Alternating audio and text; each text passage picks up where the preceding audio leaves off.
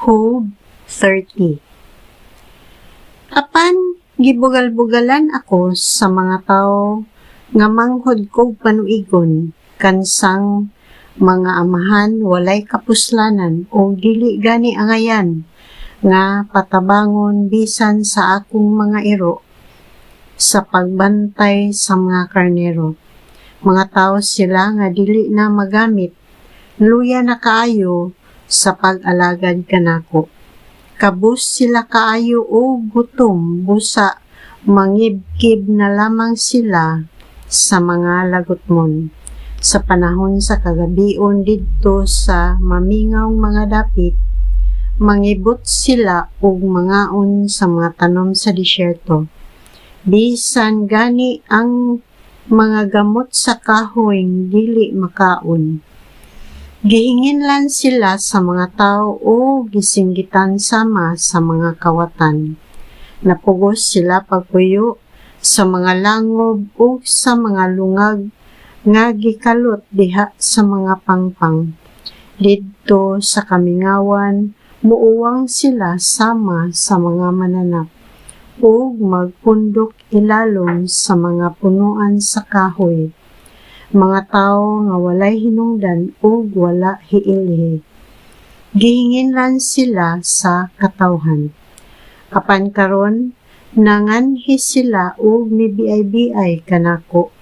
Gihimo nila akong katawanan. Giyamiran ako nila o naghuna-huna sila nga ako dili angay kanila. Gani nang luwa man sila sa akong atubangan. Misuko sila kanako sa dakong kabangis, kay gihimo man ako sa Dios nga luya o walay mahimo. Gisulong ako nila sa tubangan gayud ug midagan ako. Unya nangandam sila aron paglaglag kanako. Giatangan ako nila kay buot ako nilang patyon ug wala gayoy makapugong kanila. Nang lusot sila sa mga lungag sa akong panalipod o gitapuk-an ako nila. Nalisang ako pag-ayo, nahanaw ang akong dungog ingon sa paghuros sa hangin ug ang akong kadato sama sa pag-iway sa panganod. Karon hapit na ako mamatay, wala gayoy hunong ang akong pag-antos. Inig kagabii manakit ang akong kabukugan, ug walay hunong ang kangot-ngot niini. Daw gilubag pag-ayo ang akong bisti, ug tungod niini daw natuok ako. Gilamba ako sa Dios ngadto sa lapok, ug mihisama ako sa lapok. Gisangpit ko ikaw, O Dios, apan wala ka motubag.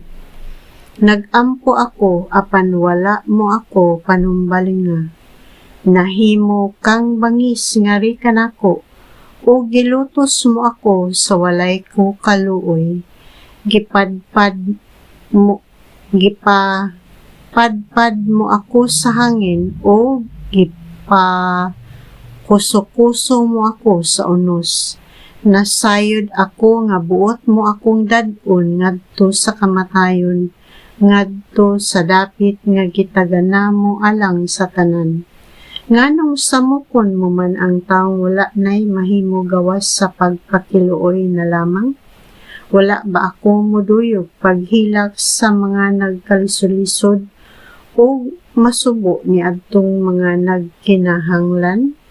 Apan sa dihang nangandoy ako sa kalipay o sa kahayag, kasamok o kangit-ngit hinuon maoy miabot kanako.